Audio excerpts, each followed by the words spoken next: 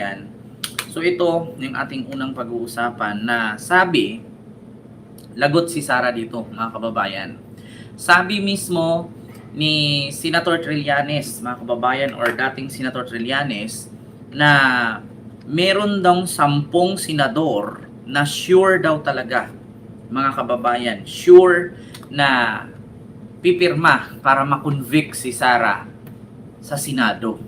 Nako po, alaga, patay na si Marcolets. Bakit po ma'am hindi na huminga? Ha? Nako, patay ka din ha, mga kababayan. Ha? Sabi ni dating Senator Antonio Trillanes, meron daw 10 senador na reading pumirma o sure na pumirma para makonvict si Sara or sa madaling salita, ma-impeach. Kasi mga kababayan, kahit sabihin natin na 250 no, sa Kongreso o mga congressman pipirma na ma-impeach si Sara, wala pa rin yung saysay. Bakit? Kasi sa Senado mga kababayan, ang last resort, no? Huling hantungan, huling desisyon ay ang Senado. Ngayon mga kababayan, ilan ba na pirma ang kailangan para si Sara ay ma-convict or ma-impeach? Correct me if I'm wrong, 13 or 16. Mga kababayan, paki-comment nga. Paki-comment kung ilan bang pirma ng mga senador na para ma-impeach si Sara. Ayan, happy birthday. Ayan, salamat po sa mga bumati ng birthday. Ayan, thank you so much po. Ma'am Berhincita Mediante and kay Maria Lourdes Estraela, hello po. Kay Virginia Domingo, hello po. So, ngayon, mga kababayan, 13. So 13 nga. Nako, mga kababayan. Isabi nga ni Trillanes, may sure na 10. No? So, kung 13, nako, ano ba talaga? 16 o 13? Ang pagkakaalam ko, 13 ang pipirma para hindi ma-impeach si Sara. 16 ang pipirma para ma-impeach si Sara. Parang unfair. Parang unfair naman. Diba? Ang pagkakaalam ko mga kababayan, ano yata 13,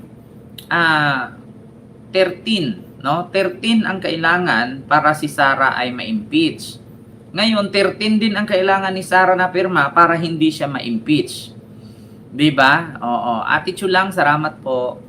So 13 lang, no? Sa madaling salita, 13 ang pirma. Ayan, salamat po Ma'am Faye. Ma'am Ophelia. Ayan, bisitasyon. Advance happy birthday din po. So, 13 ang kailangan ni Sara na pirma para hindi siya ma-impeach at 13 din ang kailangan na pirma para siya ma-impeach. So, it's a tie. So, ngayon mga kababayan, eto nga, no? I-play ko po dito, mga kababayan, yung mismong mismong si Trillanes, no? Si Senator Trillanes or dating Senator Trillanes na nagsasalita sa interview dito sa DZMM, mga kababayan, na 10 senator may vote to convict Sara impeachment trial. 5 will surely acquit. Sabi ni Trillanes, 10 ang magko-convict kay BP Sara. Nako, ito mga kababayan, ito, pakinggan natin Ayan, bulyuman natin. Pero yung difference kasi nung kay Corona tsaka ayan mga kababayan. Ako, i-play na natin. Pag si Trillanes pa naman magsalita, mga kababayan, nagkatutuo. Ito. Matuloy po yung trial. no, pero yung difference kasi nung kay Corona tsaka ngayon kay BP Sara. Si BP Sara is well known na may mga kaalyado talaga, di ba? Unlike nung panahon ni Corona hindi naman siya ganun kalinsa. Tsaka kapapular. Kapapular. Wala siyang political leverage na pwedeng sabihin dun sa mga ibang susuporta sa kanya na pwedeng kitang siraan. Pwede ba natin asahan yung gano'n?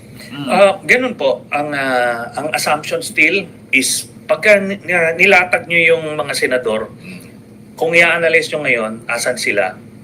Meron tayo sasabihin mga principled votes. Ito yung magbabase nung boto nila. Sir Kenry, maraming salamat po sa yung palipad. 500 yen super sticker. Thank you so much po. Ayan, salamat po Ma'am Ophelia. Nanay Minda, hello po. Sa ebidensya, sabihin mo nang nasa 10 yan. meron namang mga unprincipled votes na tipong kahit makita on record na bumaril itong akusado ng sa EDSA, maliwanag na i-acquit pa rin, yun yung unprincipled votes, 5 yun. Meron kang siyam na na sabihin nating Undecided. transactional votes. Transactional Ito yung vote. naaareglo, ika nga. Masakit man pakinggan, pero political reality dictates na gano'n. So ang ibig sabihin pala dito mga kababayan, sa sabi ni Senator Trillanes, no? Merong sure na 10 na mag-convict kay Sara.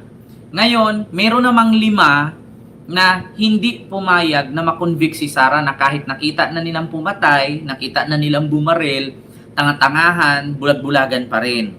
Tapos, meron namang 9 na natira, ito yung tinatawag na transactional vote.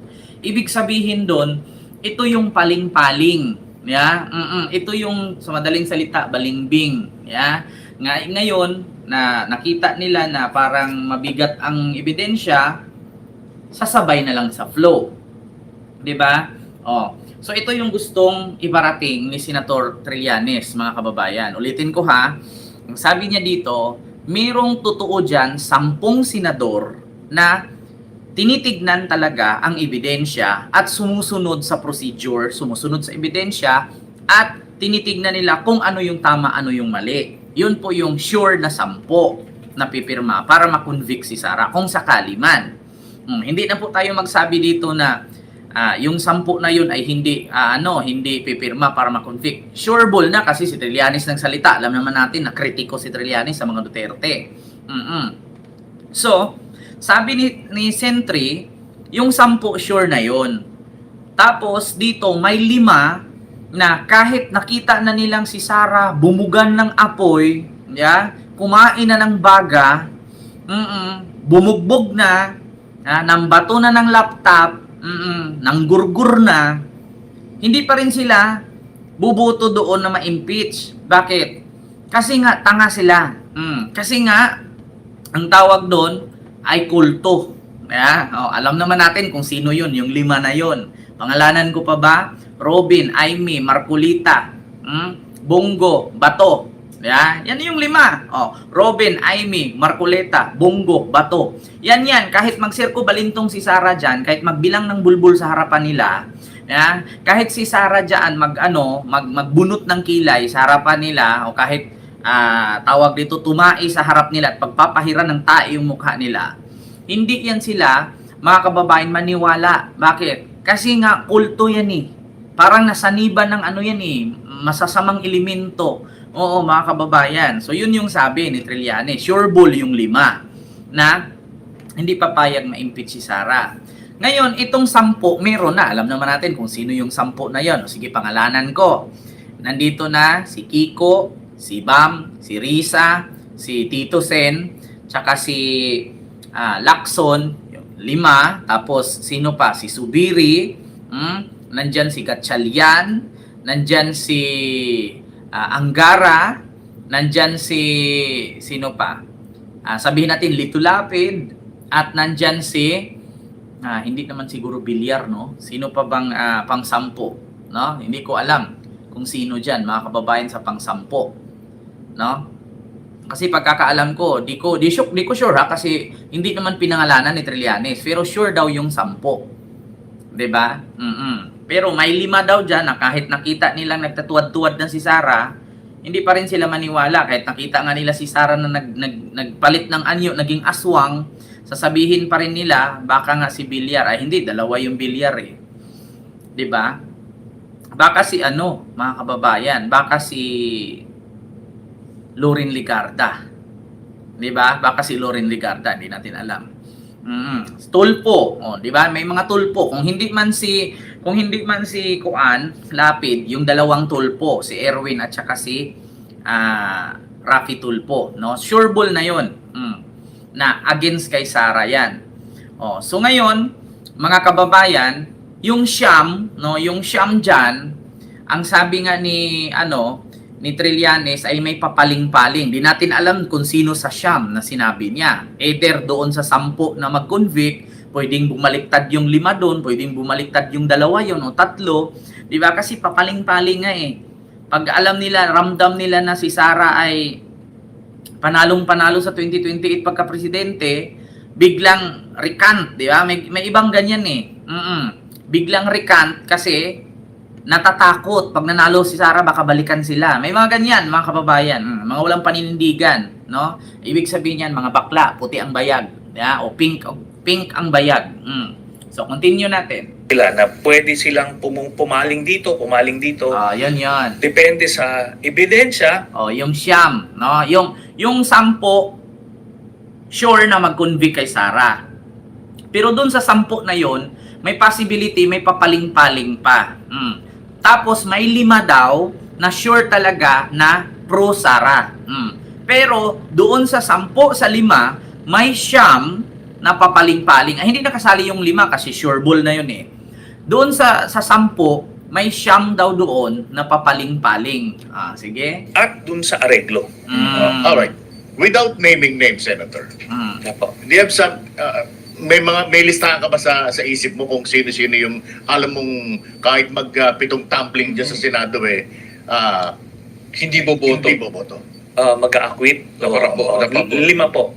5 po yan. 5 daw. So, 5 yung hindi. yung mag-a-acquit. Yung mag-a-acquit, 5. Yan, 5 yun. Okay. Sure. Sure Sure na na yan. yan. Kaya nga kahit na ano ng ebidensya lumabas dyan, mag-a-acquit sila. Okay. So, Si Bato, meron 10 Bungo, si Aimee. na ako, kumpiyansa Marcolita. ako na ito, titignan ito purely on evidence. Okay. Pag lumabas yung ebidensya and confident kami na lalabas yung ebidensya na makikita nila na talagang nag-commit ng krimen si Sara, itong 10 na to magko-convict. Okay. Meron siyam na maraming political considerations. Yan. For example, may kaso. Di ba? Teka muna. Di ba? Yung siyam, tama naman sabi ni Sentry, mga kababayan. No, yung 10 na sinabi niya, sure yun mag-convict. No? Yung 5, sure na sure yun. Acquit kay Sara yun. So, kumbaga, kampi ni Sara yung 5. Sa sinabi niyang 10, may papaling-paling doon. Una, sino ba yung may mga kaso? Magsabihin natin, yung 2 bilyar, magko-convict kay Sara yun. Pero pwede pang hilutin ni Sara yun. Bakit? Kasi alam naman natin kung anong problema ng 2 bilyar. Sino pa?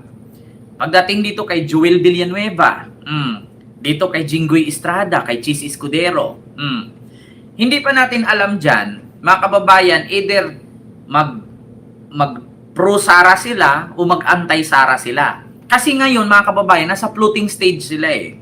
Katulad niyan, kung mag-pro Sara, si Chis Escudero, Joel at Jinggoy, pag-iinitan talaga sila.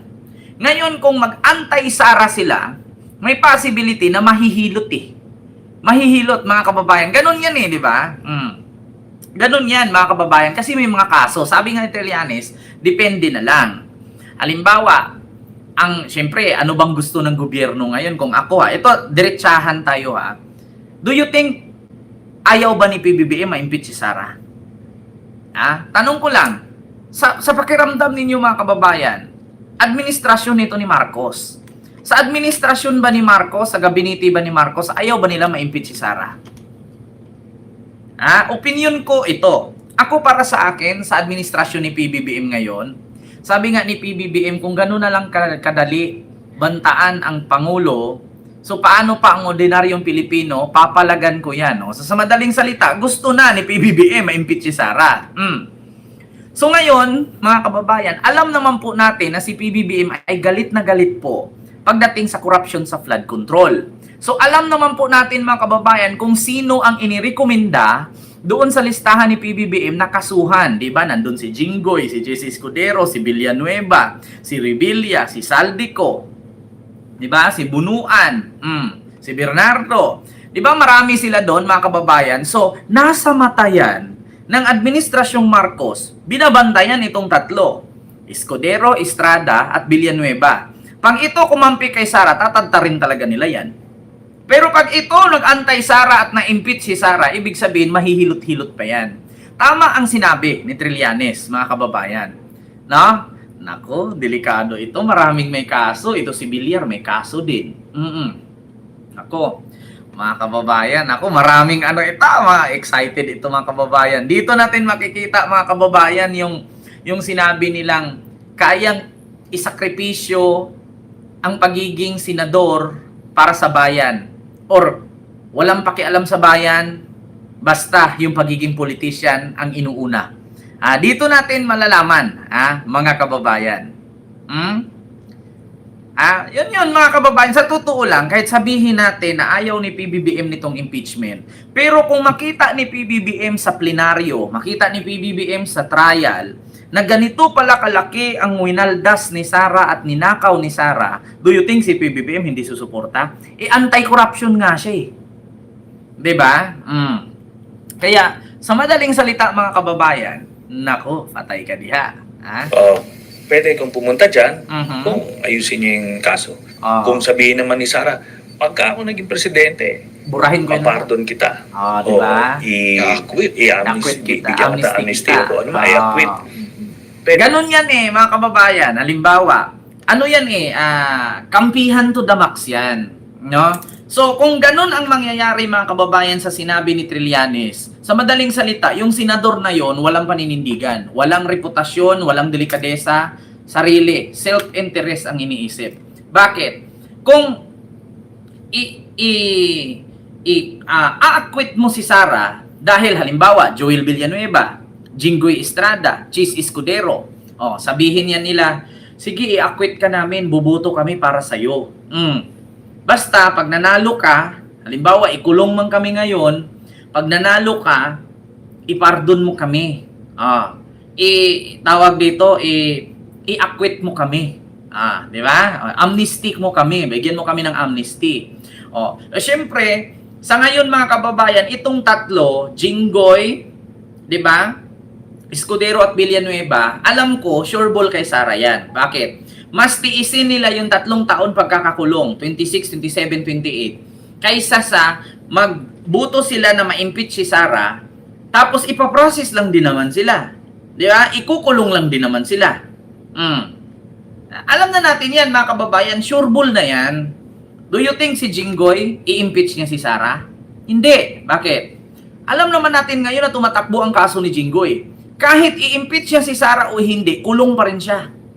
Much better, hindi na lang niya i-impeach. Para pag naging presidente si Sara, kaalyado naman yung papa niya at si Digong, baka sakali, bigyan pa siya ng pardon. Kay Villanueva, ganun din. Kay Escudero, ganun din. Di ba? Tama ang sabi ni Sentry. Siyempre, politiko to si Sentry. Diyos ko, political strategy pa ba?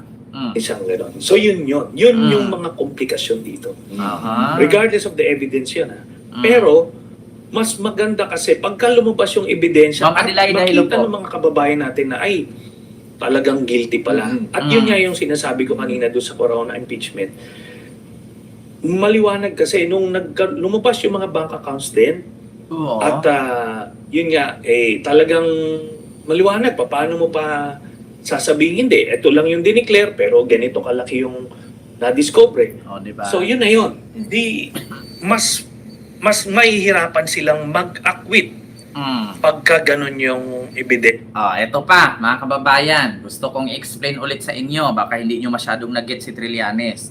Ganito, sabi nga daw ni Trillanes sa mga interview, katulad kay Corona, ang dineclare ni Corona sa SALN, 100 million lang. Pero ang pera niya sa bangko, 1 billion. So ngayon mga kababayan, mapapanood yan ng sambayan ng Pilipino. Mapapanood yan ng buong Pilipinas. Ngayon kung ikaw senador, may rason ka bang i-acquit si Sara? Kahit nakita mo billion-billion ang pera pero million lang ang dineclared? Sige, tanong ko kayo mga kababayan. Kung ikaw senador, takot ka sa butante, papayag ka ba na linisin ang pangalan ni Sara at hindi ka pipirmang ma-impeach siya?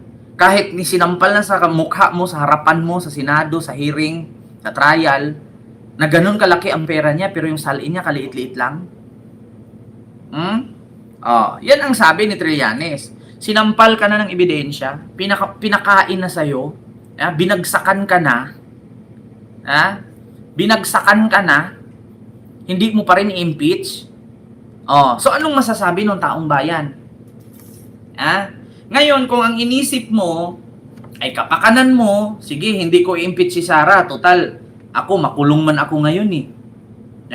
Ako, makulong man ako ngayon. Kasi nagnakaw ako. Pag na-presidente yan si Sara, bigyan naman ako ng amnesty o pardon yan, makakalaya naman ako.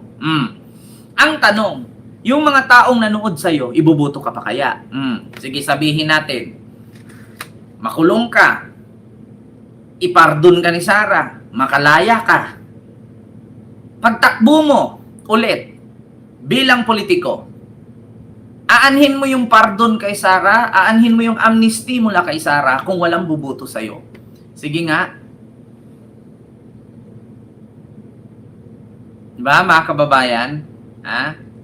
Yun ang tanong ko. Yun ang tanong ko, mga kababayan. Kasi, alam nyo, syempre, kung itong mga politikong kawatan, no? Yan yung sinabi ni Trillanes na transactional, sa transactional signature. Bakit? Papaling-paling eh. Malay natin, no? Masabihan ni Sara na, yan mo, magpakulong ka. Tapos wag mo akong i-convict dyan kasi pag ako nanalo, pangakuan kita, ipalayain kita, kapalit ng hindi mo pagpirma. Pag ako naging presidente, sige, kinulong ka, pinalaya ka ni Sara sa 2028. Ngayon, pag takbo mo, do you think may buboto pa sa'yo? Do you think may buboto pa sa'yo? Mga kababayan, nakita ng taong bayan, sinampal ka na ng katotohanan. Di ba? Alam nyo, sa totoo lang, mga kababayan, hindi kasi tanga ang mga tao ngayon eh. Kahit nga DDS eh. Nakikita na kasi ng mga DDS, mga kababayan, kung ano ang katotohanan. Pero sila, nagtatanga-tangahan lang. Nagbubulag-bulagan. Alam na nila ang katotohanan. Di ba? Kung magnanakaw ka, kung kurap ka, talagang kakampihan mo si Sara. Di ba, Sir Henry? Kung, di ba, kung hindi ka kurap, hindi ka magnanakaw, alam mo. Kasi sabi nga ni Tito Sen, ano yan eh, public yan eh. Makakapanood dyan ng sambayan ng Pilipino. Makakapanood dyan buong Pilipinas. Naka-air yan, naka-live yan. Diba? Naka-live yan, naka-air yan. Mapapanood natin yan. Ngayon, so sabihin man natin, kampihan natin si Sara, wag natin i-impeach, pero yung taong bayan nasa dulo ng lapis, nasa dulo ng bulpin, ang kapalaran mo kung manalo ka pa sa sunod. Kaya sa mga politiko o senador dyan, na mga magnanakaw, tamas-tamasin nyo na yung mga panahong nakaupo pa kayo. Bakit? Pag nakulong kayo, hindi na kayo makakanakaw eh. Tsaka ito lang sa mga senador dyan na magnanakaw, nakakampi kay Sara. Ito lang mapayo ko sa inyo. Marami pong DDS supporter, yung iba nakasuhan. Yung iba na deport. Yung iba nakulong dahil sa kakatanggol kay Digong. Yung iba natanggalan ng lisensya, natanggal bilang pulis, natanggal bilang sundalo, natanggal sa trabaho. Diba? Pero mga kababayan, ang nangyari, hindi po sila tinulungan ni Sara. Nako, mga kababayan, continue. Sa lumalabas. So it serves the purpose talaga kung bakit this early nag-declare si Sara. Natatakbo siya sa 2028. Kumbaga, isa sa mga pwedeng leverage niya. Di ba? Kaya nga mga kababayan, si Sara nagdeklara ng maaga. Kasi kapag ka ikaw senador, ikaw congressman, buboto ka na ma-impeach siya, di ba? Tapos tatakbo siyang presidente. Paano kung manalo si Sara tapos hindi nag-success yung boto mo? Babalikan ka ngayon. Pero ito lang kung matalino ka na senador, kung matalino ka na congressman, ito lang, kung buboto kayo lahat, do you think si Sara makatakbo pa? Ito lang sa mga congressman at sa mga senador. Alam naman natin na hindi pa bumoto ang mga congressman na ma-impeach si Sara. Kailangan kasi 106 no ang buboto para ma-impeach siya. Ito lang isipin ko. Bakit natatakot kay Sara? Kung ma-impeach yan si Sara, hindi naman yan makakakimkim pa ng anumang posisyon sa gobyerno hanggat walang magbigay ng amnesty or pardon dyan. Diba? Ang kinakatakot kasi ng mga kongresista ngayon mga kababayan, ganito. Halimbawa, pipirma sila, ma-impeach si Sara. Tapos pagdating sa Senado, si Sara nanalo, patay kayo. Yan ang iniisip nila, patay tayo nito. Bakit? Pumirma tayo dito, 250. Tapos pagdating sa Senado, nanalo si Sara. Patay tayo nito. Yan ang iniisip nila agad. Ngayon mga kababayan, kasi nga sabi nga ng mga DDS, kampante sila, sa Senado daw, mananalo daw si Sara dyan. Sa Senado daw mga kababayan, mananalo na daw talaga si Sara. Diba? Kasi bakit? More on kasi senador mga kababayan, bago kasi, ito kasing tarantadong Duterte kasi, itong digong na nakulong na hindi na makauwi-uwi na kawatan, sinungaling, di ba? Tarantado kasi yan. Bakit? Una, bago siya bumaba pagka-presidente, pinasok niya ang mga senador na kahit wala namang kwenta, kahit wala namang alam, wala namang ginawa, kung hindi kain, himas balbas, gala dito, gala doon, magtago, tumatanggap ng sweldo, di pumapasok. Diba? Tapos merong isa, senadora, puro chismis ang ginagawa, puro pabutoks. Tapos merong isang senador na peke na nga yung buhok, peke pa yung paninindigan. Mga kababayan, tapos meron pang dalawang senador no, na magkapatid, yung isa nangako ng 10,000 hanggang ngayon di pa rin natupad. Tarantado kasi yan si Digong eh. Sa totoo lang, tarantadong todo-todo literal. 100%. No? 99.9 para bigyan nating 1 discount. Tarantado kasi yan eh.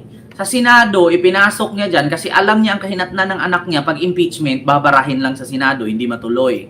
Totoo yan, tarantado talaga si Digong. Pangalawa, sa Supreme Court, bago siya bumaba, tinaniman niya, ilan? 11 ka-appointee niya dyan. Kung gaano katarantado yan si Digong, putang ina, totoo talaga. 11 ang tinanim niya sa Supreme Court. Para saan? Kapag kinasuhan yung anak niya or sino man miyembro sa pamilya niya, pagdating sa Supreme Court, acquit diretso. Bakit? Tarantado ba naman? Ikaw ba naman hindi tarantado? Puro mo ba naman fraternity member or kaprat yung mga inappoint mo dyan? Sinong magpakulong sa pamilya mo? Katarantaduhan kasi yan, mga kababayan. Pangalawa, buti nga lang ang ombudsman napalitan si Martires eh. Kusong hindi. Putang ina, walang mangyari. Sa DOJ, buti na lang. Tarantado talaga si Digong na literal. Ganyan siya kagarapal. Ganyan siya katarantado, mga kababayan. Sad to say sa mga DDS na nanood sa akin ngayon, totoo po yan. Totoo po yan. Bakit? Sa Supreme Court, lahat yan puro appointee niya. Grabe katarantado si Digong, di ba? Sa Senado, bago siya bumaba, pinasok niya mga senador, yung pulis na galaki lang yung katawan, galaki lang yung ulo, hindi pumapasok, sumasahod. Tapos tignan mo, yung staff lahat, puro angkan, pamangkin, anak, bayaw. Tapos, nagsasahod sila ng halos 3 million isang buwan. Walang ginagawa. Diba? Kita nyo mga kababayan, halos talaga lahat, Ma'am Zini mga naan, di ba? Sabi ni Ma'am Leoncia Felicitas, bakit kaya hindi pa pwedeng palitan ni PBBM yung mga inappoint ni Dutae? Pwede po. Bakit? At ano? Ano po? Revolutionary government. Mga kababayan, mag-revolution po. No? Palitan niya ang konstitusyon, gawin niyang revolutionary government, linisin niya lahat. Kung ano ang inappoint ng dating administrasyon na magre-retiro ng almost. Kasi kadalasan sa mga nilagay ni Digong dyan, mga kababayan, ay magre-retiro yan sa 2028 pa, minsan 2030 pa. So, yung pagtakbo ni Sara, walang balagid. Bakit? Lahat appointee. Pero pagka magawa ng revolutionary government, mga kababayan, lahat yan tanggal. Lahat yan malilinis. Na kay PBBM na yan kung sino ang ilagay niya dyan. No? Parang sa barangay ba? Pag nanalo ang barangay chairman, lahat, secretary, treasurer, tanod, lahat.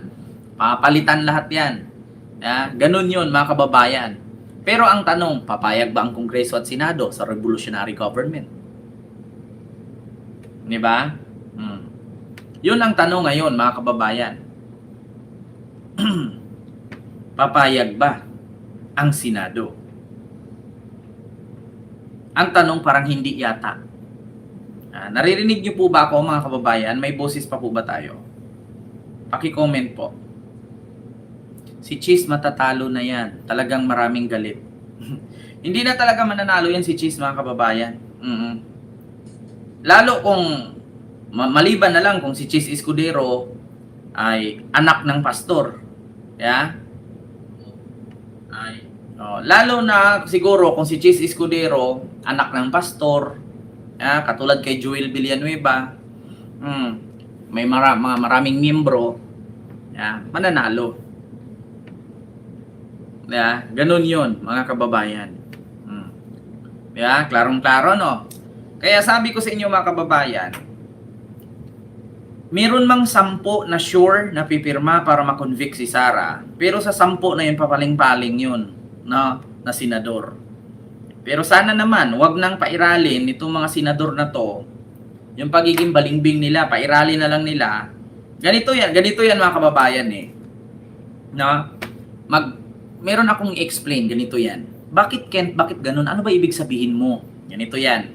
Sa mga senador ngayon, na may mga kaso at pangakuhan kayo ni Sara, na sige magpakulong ka, tapos wag kang bumoto na ma-impeach ako. Pag na-presidente ako, bigyan kita ng pardon, palayain kita. Ganito yan. Ang politiko kasi, mga kababayan, no? Ako kasi I was born and raised surrounded by politician, alam ko yung katakbuhan ng politika Ganito kasi yan, mga kababayan. Ang politiko kasi parang nagtitinda ka ng gulay, no? O parang nagkaroon ka ng restaurant. Bakit? Sabihin na ni Ken, sabihin ng mga tao, bakit Ken, bakit parang restaurant ang politiko, parang may tindahan, parang may kainan. Ganito 'yan. Kung ikaw politiko at kung ikaw may restaurant, Ma'am Susan Vergara, hello po.